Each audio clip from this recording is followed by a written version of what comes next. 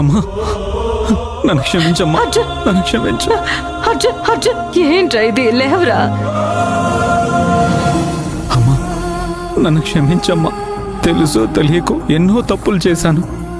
అర్జున్ చివరికి నీ కన్న కూతుర్ను కూడా నీకు దూరం చేశాను. ఏంట్రా ఇది. నన్ను క్షమించమ్మా, నన్ను క్షమించు. అర్జున్ లేగు నాన్న. అమ్మా నన్ను క్షమించమ్మా. నాన్న, పసిపిల్లాన్ని ఎత్తుకున్నప్పుడు వాడు తల్లి గుండెల పైన తంతాడు. అది తల్లికి ఆనందాన్ని ఇస్తుందిరా, బాధ కలిగించదు. నువ్వు తప్పు చేసావో ఒప్పు చేసావో నాకు అనవసరం. నువ్వు నా పక్కనున్నావు, అది చాలు నాకు. అర్జున్ బాబు, మీరు బాధపడి అత్తయ్యని బాధ పెట్టకండి. అవును అర్జున్, ఇక సొంత కొడుకువా పెంపుడు కొడుకువా అనే గొడవ వదిలే. నువ్వు నా బిడ్డవే, నేను నీ తల్లిని, అంతే.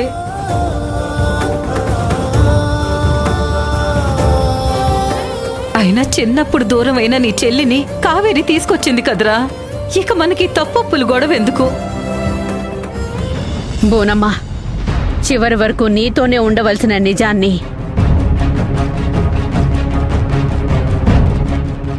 ఆ సరోజ బయటికి తీసింది. నువ్వు కాసేపు కళ్ళు మూసుకో, ఆ సరోజ సంగతి తేల్చేస్తా. ఆగు రుక్మిణి, అది నాకన్నే ఇది నాకన్నే, దేన్ని వదులుకోమంటావు? నాకు అర్జున్ కావాలి, అంకిత కూడా కావాలి. బోనమ్మా, అంకిత గురించి ఆలోచిస్తే వాళ్ళు ఇంకా ఇంకా రెచ్చిపోతారు. వాళ్ళకి బుద్ధి చెప్పాల్సిందే.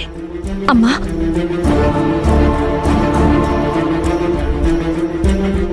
అత్తయ్య చెప్పేది కూడా కరెక్టే. మనం ఇప్పుడు తొందరపడకూడదు.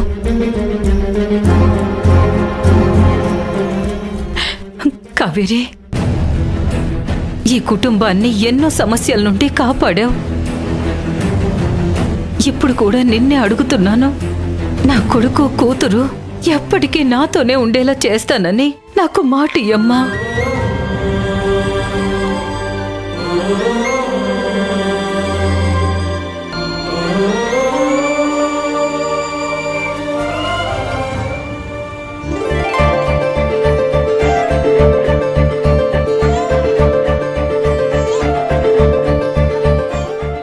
తప్పకుండా చేస్తానత్తయ్య. ఎవరెన్ని కుట్రలు పన్నినా మీ పిల్లలు మీతోనే ఉంటారు.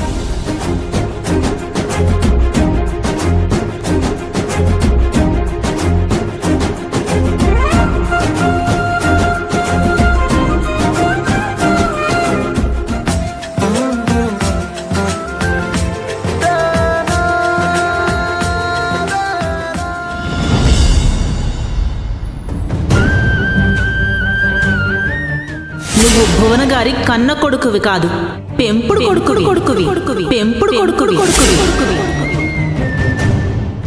ఆ అర్జున్ ఈ ఇంటి వారసుడు కావాలని చిన్నప్పటి నుంచే ప్లాన్ వేసుకున్నట్టున్నాడు.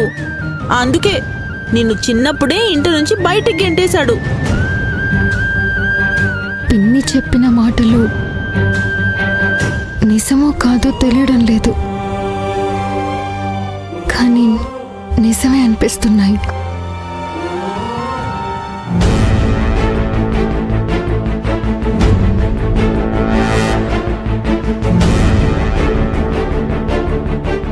అంకిత, నువ్వేం ఆలోచిస్తున్నావో నాకు తెలీదు, కానీ ఒక విషయం మాత్రం చెప్పగలను. ఇన్ని రోజులు అన్నీ అర్జున్ బాబు ప్రశాంతంగా బతికారు. తల్లి కొడుకుల కన్నా ఎక్కువగా ఉండేవారు. ఆ కొడుకుని చూడకుండా తల్లి ఉండేది కాదు, తల్లిని చూడకుండా కొడుకుండేవాడు కాదు. అలాంటి బంధం వాళ్ళది. ఇప్పుడు సరోజ రూపలు చేసిన పని వల్ల వాళ్ళ బాధ వర్ణనాతీతంగా ఉంది. సరోజ రూపల మాటలు నువ్వు వింటున్నావు. దానివల్ల ఈ ఇంట్లో ఇంకా ఎన్ని ప్రళయాలు వస్తాయో అని నేను భయపడుతున్నాను. అందుకే నీతో మాట్లాడదామని వచ్చాను. ఏంటి కాకి, మా అంకితకి ఏం హితబోతలు చేస్తున్నావు? ఏమైనా చేస్తుందమ్మా. ఏ ఎండకు ఆ గొడుగు పట్టే మనిషి కదా. నిన్నటిదాకా అర్జున్ వాళ్ళ వైపు ఉంది, ఈ రోజు అంకిత వైపు తిరిగింది. ఏ రూపా, ఏం మాట్లాడుతున్నావు నువ్వు? అది నిజమే మాట్లాడుతుంది.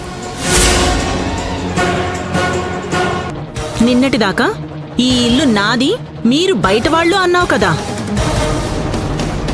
ఇప్పుడు ఈ ఇంటికి అసలు వారసురాలు నా కూతురు అనేసరికి భయపడి కాళ్ల బేరానికొచ్చావా?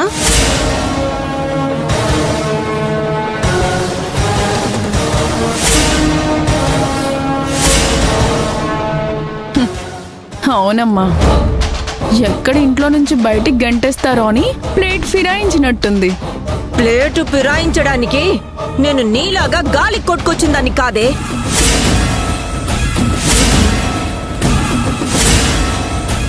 నేను అన్నికి నమ్మిన బంటుని.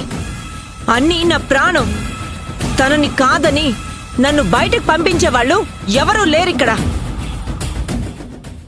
ఇప్పటికైనా నీ పొగరు తగ్గించుకో. ఇప్పుడు ఈ ఇంటికి నా కూతురే మహారాణి.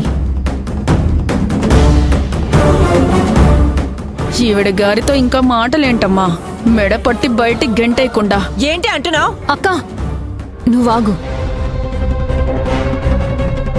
కాకమ్మా, నా మనసేం బాగాలేదు. మీరు వెళ్ళండి, మనం తర్వాత మాట్లాడుకుందాం.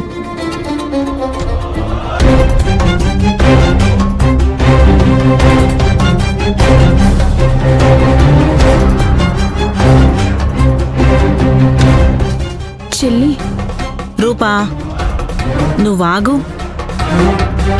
ఇప్పుడు మాట్లాడడం కరెక్ట్ కాదు, తర్వాత మాట్లాడదాం మనం. దా.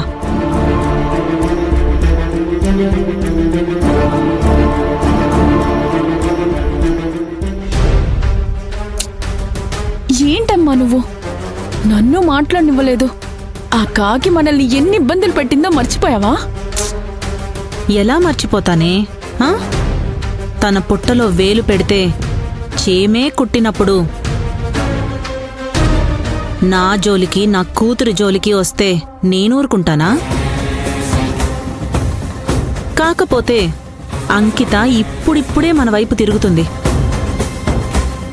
ఇప్పుడు మనం తనని ఇబ్బంది పెట్టకూడదు. పద పద.